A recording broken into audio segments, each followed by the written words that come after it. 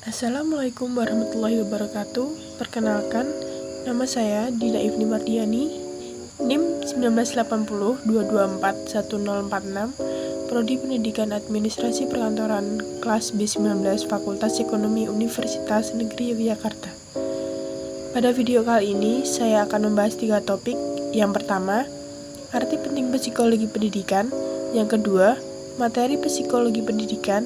Dan yang ketiga, inovasi untuk perubahan pendidikan di Indonesia. Sebelum kita mengetahui mengenai arti penting psikologi pendidikan, sebelumnya kita akan membahas mengenai pengertian psikologi pendidikan. Psikologi pendidikan adalah salah satu cabang dari ilmu psikologi yang fokus mempelajari tentang cara memahami pengajaran dan pembelajaran dalam lingkungan pendidikan.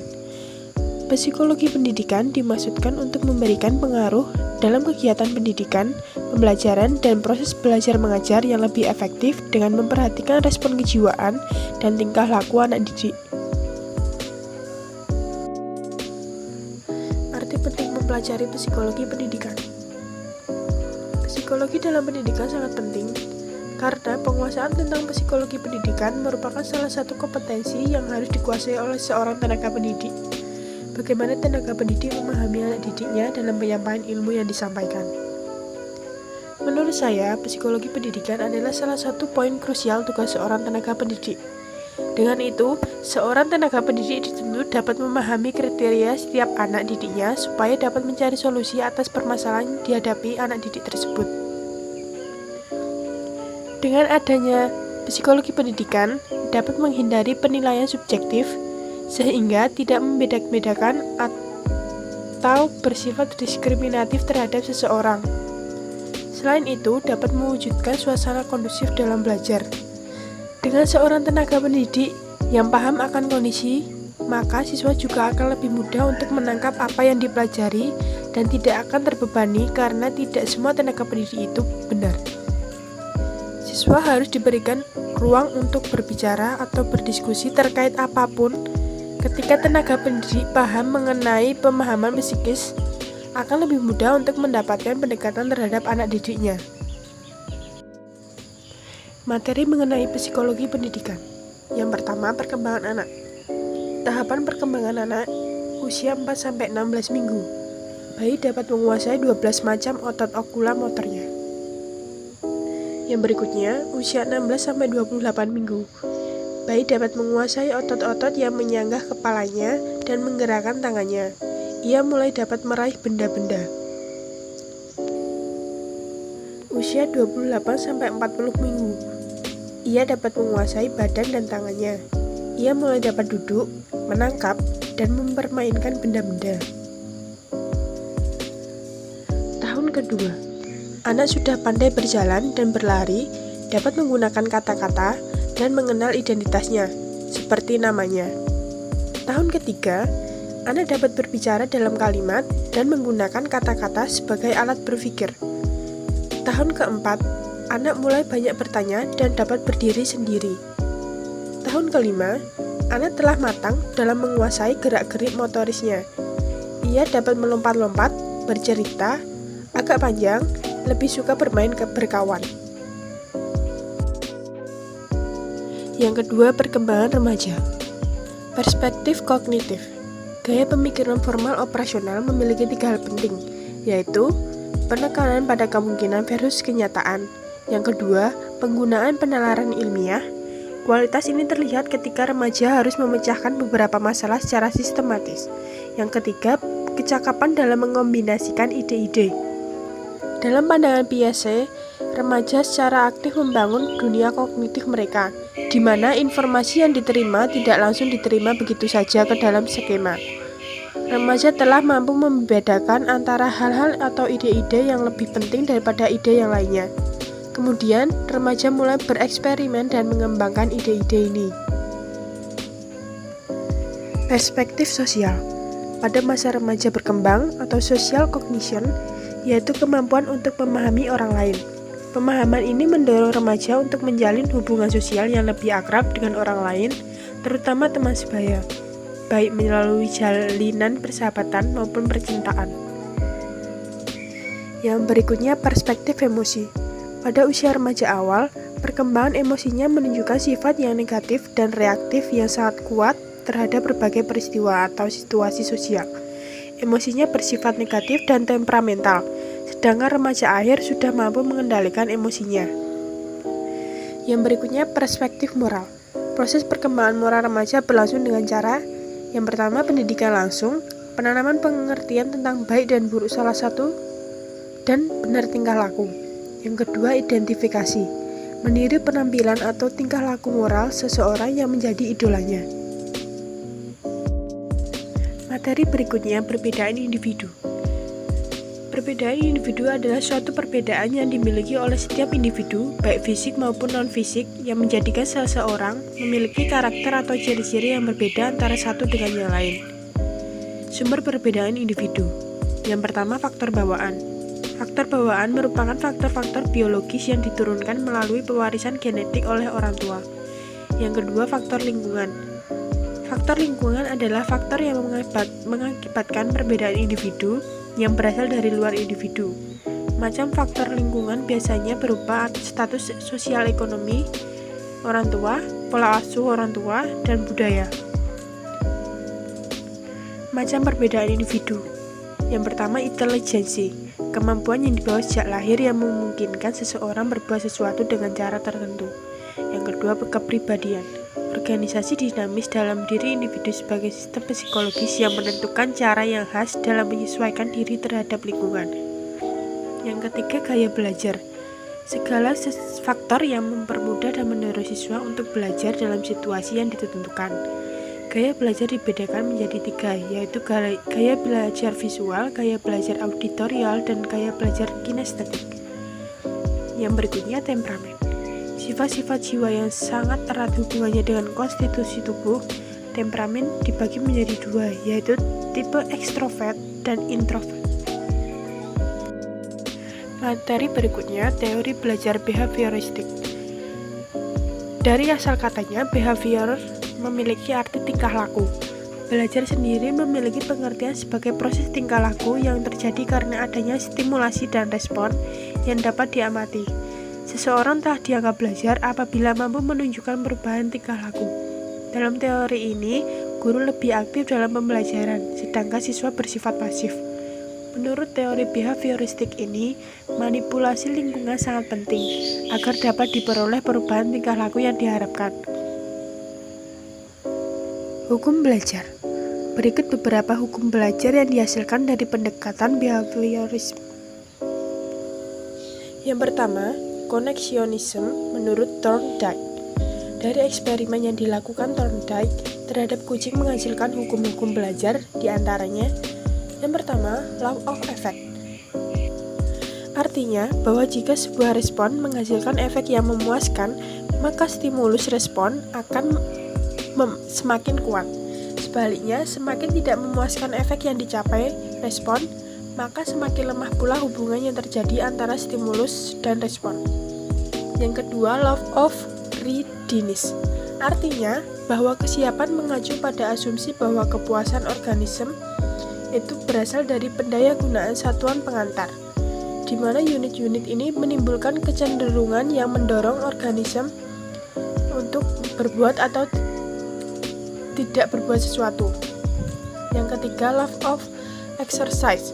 Artinya bahwa hubungan antara stimulus dengan respon akan semakin bertambah erat jika sering dilatih dan akan semakin berkurang apabila jarang atau tidak dilatih. Yang berikutnya, hukum belajar classical conditioning menurut Ivan Pavlov. Dari eksperimen yang dilakukan Pavlov terhadap seorang anjing menghasilkan hukum-hukum belajar diantaranya yang pertama, law of respondent conditioning, yakni hukum pembiasaan yang dituntut. Jika dua macam stimulus dihadirkan secara simultan, yang salah satunya berfungsi sebagai reinforce, maka refleks dan stimulus lainnya akan meningkat. Yang berikutnya, law of respondent extinction, yakni hukum pemusnahan yang dituntut jika refleks yang sudah diperkuat melalui respondent conditioning itu didatangkan kembali tanpa menghadirkan reinforce, maka kekuatannya akan menurun. Yang berikutnya, hukum belajar operant conditioning menurut B.F. Skinner. Dari eksperimen yang dilakukan B.F. Skinner terhadap tikus dan selanjutnya terhadap burung merpati menghasilkan hukum-hukum belajar diantaranya. Yang pertama, law of operant conditioning, yaitu timbulnya perilaku diiringi dengan stimulus penguat, maka kekuatan perilaku tersebut akan meningkat. Yang kedua, law of operant extension, yaitu jika timbulnya perilaku operan telah diperkuat melalui proses conditioning itu tidak diiringi stimulus penguat, maka kekuatan perilaku tersebut akan menurun bahkan musnah. Yang berikutnya, teori belajar kognitif. Kognisi adalah kemampuan psikis atau mental manusia yang berupa mengamati, melihat, menyangka, memperhatikan, menduga, dan menilai. Teori belajar kognitif merupakan suatu teori belajar yang lebih mementingkan proses belajar daripada hasil belajar itu sendiri. Pada teori ini, guru hanya bersifat sebagai fasilitator, dan siswa bersifat aktif dalam pembelajaran. Tokoh teori belajar kognitif. Yang pertama, Jean Piaget 1975. Jean Piaget membagi proses belajar dalam 3 tahap, yakni asimilasi, adalah penyatuan informasi baru. Tahapan ini terjadi jika pengetahuan baru yang diterima seseorang cocok dengan struktur kognitif yang telah dimiliki seseorang tersebut. Yang kedua, akomodasi, adalah penyesuaian struktur kognitif ke dalam situasi yang baru. Yang ketiga, ekuilibrasi, adalah penyesuaian berkesinambungan antara asimilasi dan akomodasi. Tokoh berikutnya, David Ausubel, 1968. Menurut Ausubel, siswa akan belajar dengan baik jika apa yang disebut pengatur kemajuan atau advanced organizer didefinisikan dan dipresentasikan dengan baik dan tepat kepada siswa. Pengatur kemajuan adalah konsep atau informasi umum yang mencakup semua isi pelajaran yang akan diajarkan kepada siswa. Tokoh berikutnya, Jerome Bruner, 1960. Menurut Bruner, proses belajar akan berjalan dengan baik dan kreatif jika guru memberikan kesempatan kepada siswa untuk menemukan suatu aturan melalui contoh-contoh yang menggambarkan aturan yang menjadi sumbernya melalui proses yang intuitif, kemudian dapat dihasilkan suatu kesimpulan. Teori belajar humanistik. Dalam teori humanistik, yang menjadi tujuan belajar adalah memanusiakan manusia. Jadi, peserta didik dalam proses belajarnya harus berusaha mencapai aktualisasi diri dengan sebaik-baiknya. Proses belajar baru dianggap berhasil jika anak didik mampu memahami dirinya sendiri dan lingkungannya. Tujuan utama para pendidik adalah membantu peserta didik untuk mengembangkan dirinya, yaitu membantu masing-masing individu untuk mengenal diri mereka sendiri sebagai manusia yang unik dan membantu dalam mewujudkan potensi-potensi yang ada dalam diri mereka. Tokoh teori belajar humanistik. Yang pertama, Maslow. Teori Maslow didasarkan atas asumsi bahwa di dalam diri individu ada 2 hal. Yang pertama, suatu usaha yang positif untuk berkembang. Yang kedua, kekuatan untuk melawan atau menolak hambatan untuk berkembang. Maslow mengemukakan bahwa individu berperilaku dalam upaya untuk memenuhi kebutuhan yang bersifat hierarkis. Tokoh berikutnya, Carl Rogers. Rogers membedakan 2 tipe belajar, yaitu kognitif atau kebermaknaan, yang kedua eksperiential, pengalaman atau signifikansi. Guru menghubungkan pengetahuan akademik ke dalam pengetahuan terpakai, seperti mempelajari mesin dengan tujuan untuk memperbaiki mobil. Tokoh yang ketiga, Arthur Combs. Combs berpendapat bahwa banyak guru membuat kesalahan dengan berasumsi bahwa siswa mau belajar apabila materi pembelajarannya disusun dan disajikan sebagaimana mestinya. Padahal, arti tidaklah menyatu pada materi pelajaran itu. Dengan kata lain, individulah yang memberikan arti kepada materi pelajaran itu, sehingga yang penting ialah bagaimana membawa si siswa untuk memperoleh arti bagi pribadinya dari materi pelajaran tersebut dan menghubungkannya dengan kehidupan. Teori belajar Ki Hajar Dewantara. Teori ini merupakan teori tentang bagaimana orang belajar serta kemampuan menerapkannya dalam suatu pengajaran dan merupakan persyaratan penting untuk menciptakan proses belajar yang efektif. Teori belajar ini yang akan menjadi pedoman seorang pendidik dalam mengadakan proses belajar mengajar. Konsep dasar kependidikan Ki Hajar Dewantara. Selain itu, ajaran beliau yang tidak kalah penting adalah yang konsep dasar kependidikan Ki Hajar Dewantara yang sekaligus diterima sebagai prinsip kepemimpinan bangsa Indonesia dikenal sebagai sistem Among, yang antara lain berbunyi, yang pertama, ing ngarsa sung tulodo, berarti guru sebagai pemimpin atau pendidik berdiri di depan dan harus mampu memberi teladan kepada anak didiknya. Yang kedua, ing madya mangun karso, yang berarti bahwa seseorang pemimpin atau pendidik ketika berada di tengah harus mampu membangkitkan semangat, berswakarsa, dan berkreasi pada anak didik. Yang ketiga, tutwuri handayani, yang berarti bahwa seorang pemimpin atau pendidik berada di belakang, mengikuti dan mengarahkan anak didik agar berani berjalan di depan dan sanggup bertanggung jawab. Lingkungan belajar. Lingkungan belajar adalah segala sesuatu yang ada, meliputi semua kondisi-kondisi yang ada pada tempat proses pembelajaran dilaksanakan yang mempengaruhi perkembangan anak. Lingkungan pendidikan menurut Ki Hajar Dewantara, lingkungan pendidikan mencakup yang pertama lingkungan keluarga, yang kedua lingkungan sekolah, yang ketiga lingkungan masyarakat. Ketiga lingkungan itu sering disebut sebagai tripusat pendidikan, yang akan mempengaruhi manusia secara bervariasi. Manajemen atau pengelolaan kelas yang baik dan efektif. Manajemen kelas yang efektif pada gilirannya akan menyebabkan suasana pembelajaran menjadi kondusif, sehingga mendukung terbangunnya lingkungan yang membuat instruksi guru menjadi efektif dan jelas. Manajemen kelas yang efektif meningkatkan keterlibatan siswa, menurunkan perilaku yang merusak, dan memberikan manfaat bagi waktu belajar siswa. Strategi umum untuk menciptakan lingkungan yang positif untuk pembelajaran. Yang pertama, menggunakan gaya otoritatif. Strategi manajemen kelas otoritatif akan mendorong murid untuk menjadi pemikir yang independen dan pelaku yang independen, tetapi strategi ini masih menggunakan sedikit monitoring murid. Yang kedua, mengelola aktivitas kelas secara efektif. Atasi situasi tumpang tindih secara efektif, contohnya ketika berjalan keliling ruangan dan memeriksa pekerjaan murid. Matanya tetap mengawasi seluruh kelas. Motivasi belajar. Motivasi belajar adalah keseluruhan daya penggerak dalam diri siswa yang menimbulkan kegiatan belajar, yang menjamin kelangsungan dari kegiatan belajar, dan memberikan arah pada kegiatan belajar, sehingga tujuan yang dihendaki oleh subjek belajar itu dapat tercapai. Sumber motivasi belajar. Yang pertama, motivasi ekstrinsik. Motivasi ekstrinsik adalah motivasi untuk belajar yang berasal dari luar diri siswa itu sendiri.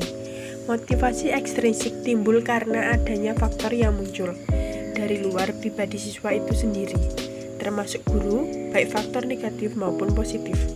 Yang kedua, motivasi intrinsik. Sumber motivasi yang kedua adalah motivasi intrinsik, yaitu motivasi yang berasal dari dalam diri siswa itu sendiri.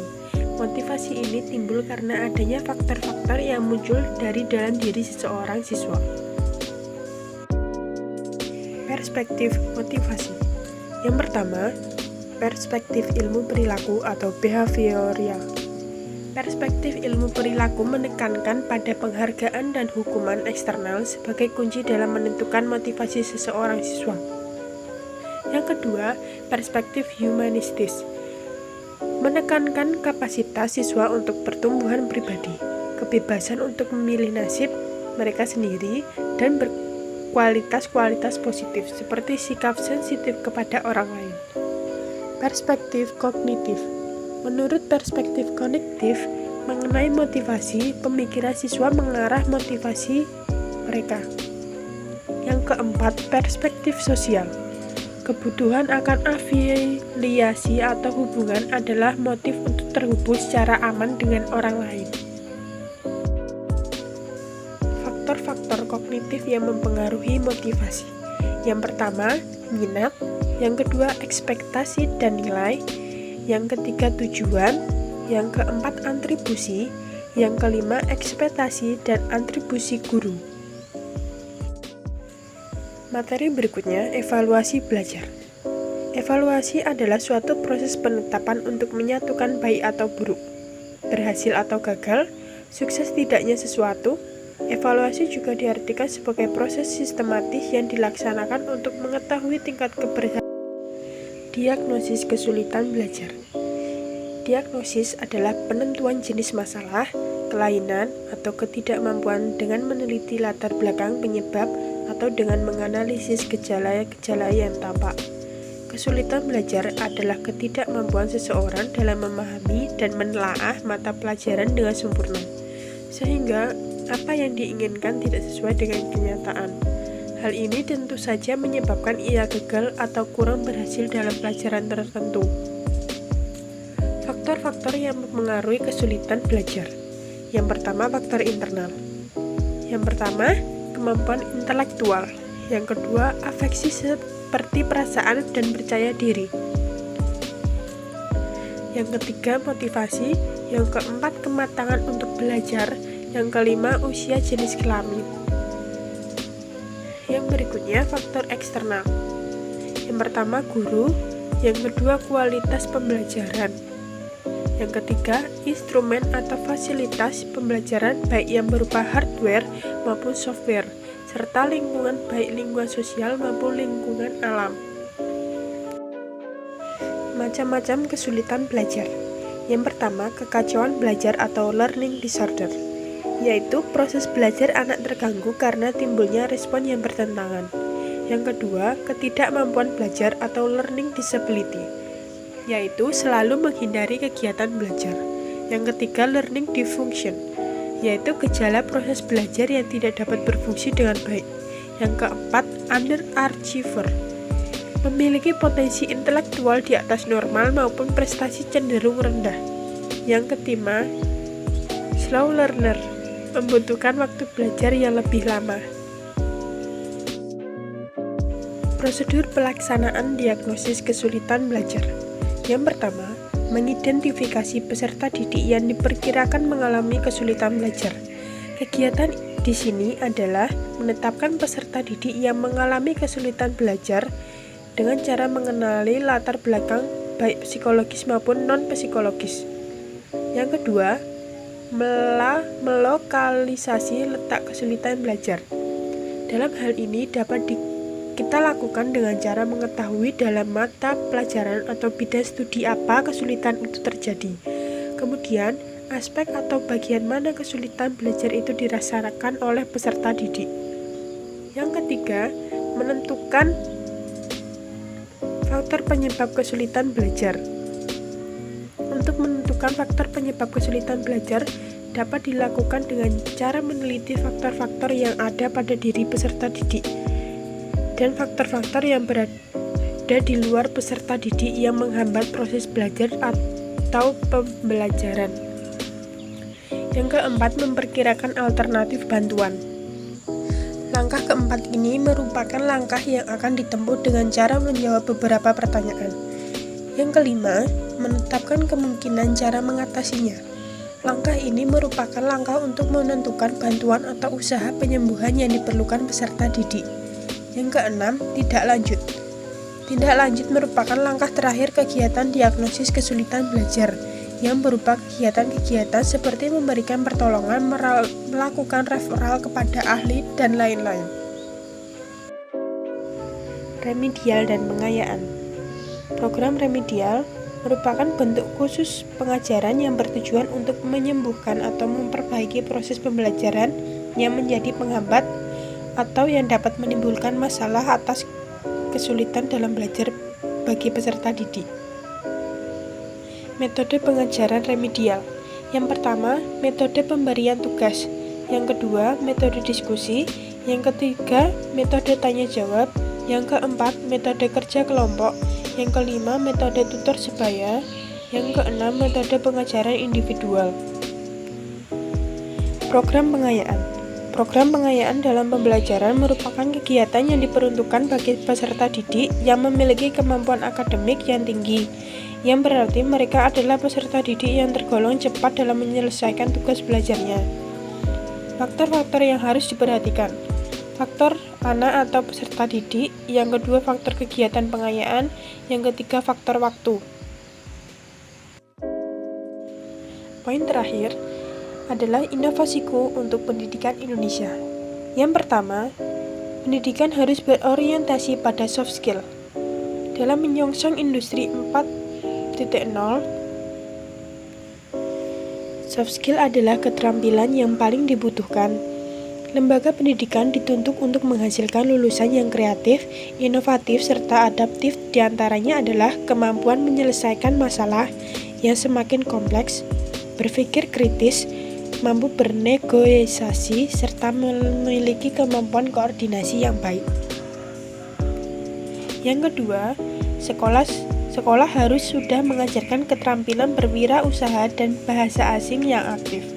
Hal ini dirasa penting dikarenakan dapat melatih siswa untuk mampu menciptakan produk yang memiliki nilai jual dan juga cara memasarkannya. Sementara itu, kemampuan bahasa asing yang aktif akan mempermudah dalam membangun relasi bisnis mancanegara. Yang ketiga, pendidikan berbasis IT yang dapat diterapkan pada lembaga perguruan tinggi. Proses belajar bisa lebih fleksibel, mahasiswa dapat memilih sarana belajar melalui jaringan internet tanpa harus bertatap muka dengan dosen. Hal ini sangat membantu karena memungkinkan seseorang menempuh pendidikan yang lebih tinggi sambil bekerja di perusahaan.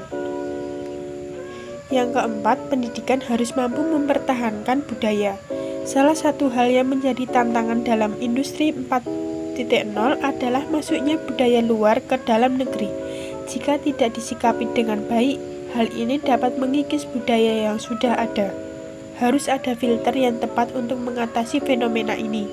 Selain itu, otomatisasi dalam industri 4.0 berpotensi mengganggu eksistensi manusia sebagai makhluk sosial. Sekian penjelasan materi dari saya, kurang lebihnya mohon maaf. Wassalamualaikum warahmatullahi wabarakatuh.